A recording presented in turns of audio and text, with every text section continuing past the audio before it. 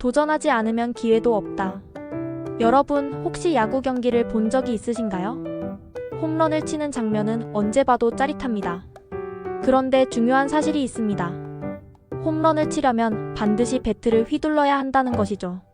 하지만 많은 사람들은 성공을 꿈꾸면서도 정작 배트를 휘두르려 하지 않습니다. 그 이유는 단 하나. 실패가 두렵기 때문이죠.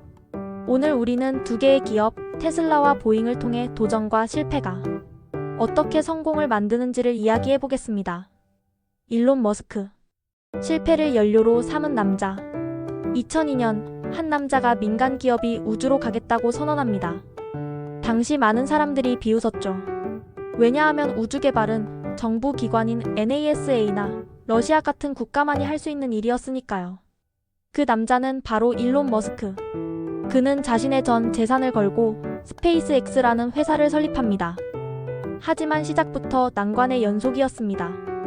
첫 번째 로켓 폭발, 두 번째 로켓 또 폭발, 세 번째 로켓 다시 폭발. 이쯤 되면 포기할 법도 한데 그는 계속해서 시도합니다. 그리고 네 번째 도전. 그토록 바라던 로켓 발사가 성공합니다. 하지만 여기서 끝이 아니었습니다. 그는 단순히 로켓을 쏘아 올리는 것에 만족하지 않았습니다. 로켓을 재사용할 수 있다면 우주여행의 비용을 획기적으로 줄일 수 있지 않을까? 그렇게 시작된 도전. 수십 차례의 실패 속에서도 그는 포기하지 않았습니다. 그 결과 세계 최초로 재사용 가능한 로켓을 개발하며 우주 산업의 패러다임을 바꿔버렸습니다. 보잉 완벽주의가 만든 비극. 반면 보잉은 완전히 다른 길을 걷고 있었습니다. 보잉은 100년 이상의 역사를 자랑하는 전통적인 항공기 제조사입니다.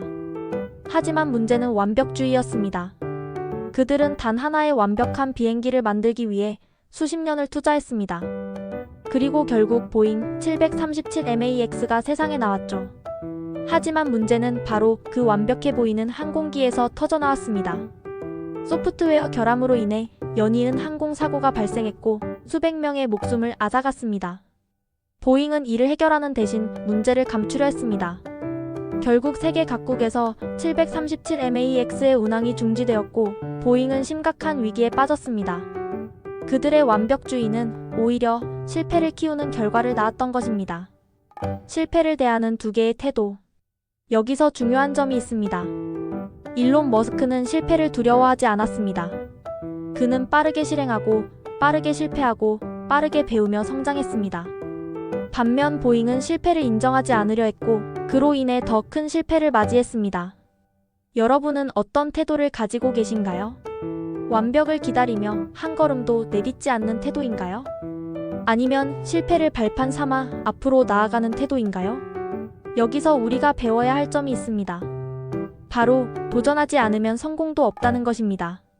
실패가 두려워 아무것도 하지 않는다면 우리는 영원히 제자리 걸음입니다. 하지만 실패 속에서 배움을 얻고 다시 도전한다면 우리는 반드시 성장할 수 있습니다. 배트를 휘두르지 않으면 절대 홈런을 칠 수 없습니다. 자, 이제 여러분의 차례입니다.